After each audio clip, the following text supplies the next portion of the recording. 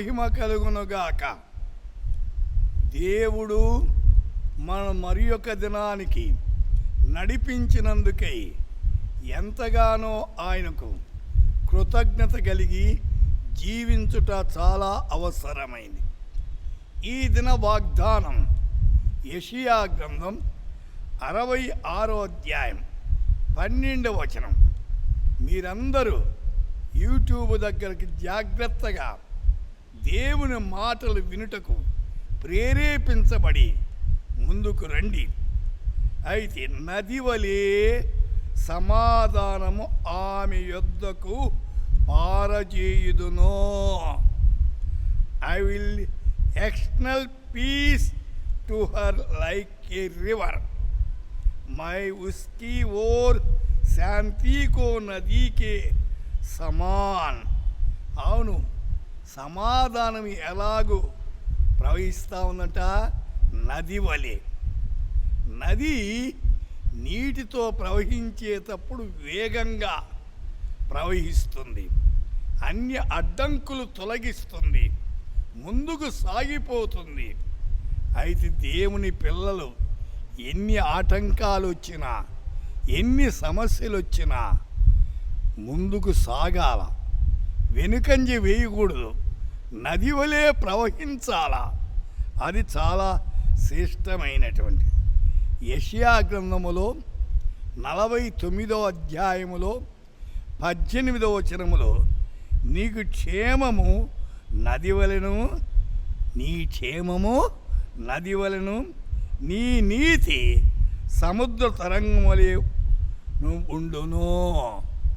అయితే క్షేమం మానవ జీవితాల్లో క్షేమం అనేది చాలా అవసరమైంది. అయితే క్షేమము ఎలాగంట, నది వలెను. నీతి ఎలాగట, సముద్ర తరంగముల వలన. సముద్రాల్లో కొన్నిసార్లు భయంకరమైన తరంగాలు వస్తాయి, అలలు.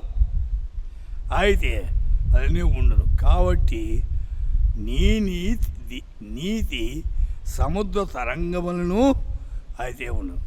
కాబట్టి తరంగాలు వచ్చినా ప్రభు మనతో ఉంటే ఎన్ని తరంగాలు మన మీద పొర్లిపోయినా మనకు క్షేమమే లభిస్తుంది. యెషయా గ్రంథమే 60వ అధ్యాయములో 5వ వచనములో సముద్ర వ్యాపారము నీ వైపు త్రిప్పబడును, అయితే జనముల ఐశ్వర్యము నీ వద్దకు వచ్చును. అయితే సముద్ర వ్యాపారం చేసేవారు పడవల్లో, ఓడల్లో, లేకపోతే అనేక తెడ్ల మీద అయితే ఏ వ్యాపారం చేస్తారో వాళ్ళు ఓడరేవుకు పంపుతారు. ఫలానా ఓడరేవుకు చేరాలని నిర్ణయించుకున్న రీతిగా. కాబట్టి సముద్ర తరంగాల వలె అయితే నీ ఏమంటున్నాడు, వ్యాపారము నీ వైపు తిప్పబడును, అయితే జనుల ఐశ్వర్యము నీ యొద్దకు వచ్చును. అయితే వ్యాపారములో అభివృద్ధి పొందినప్పుడు ఐశ్వర్యము అధికమవుతుంది. అయితే దేవుని కొరకు మనము జీవించుట ఎంతైనా అవసరం. దేవుని మీద ఆనుకోవాలి.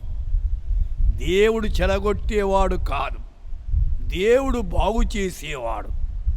ఐశ్వర్యము అభివృద్ధి చెందాలంటే ఆయన ఆశీర్వదిస్తేనే ఆయన అభివృద్ధి పరిచేవాడు. దేవుని మీద ఆనుకొని ఆత్మీయ ఆశీర్వాదాలు పొందుచు ముందుకు సాగండి. ప్రార్థన చేసుకుందాం. సర్వశక్తిమంతుడా, మీకు వందనాలు, స్తోత్రము నాయన. మా శ్రోతలు దేవా సమాధానముతోను దేవా క్షేమముగా ముందుకు సాగుటకు వారు తలపెట్టిన కార్యాల్లో విజయాన్ని సాధించి ముందుకు సాగుటకు కృప చూపించమని, ఆదరించి బలపరచమని, మీకే మహిమ తెచ్చుకున్నామని యేసు నామమున ప్రార్థిస్తున్నాము తండ్రి. ఆమేన్.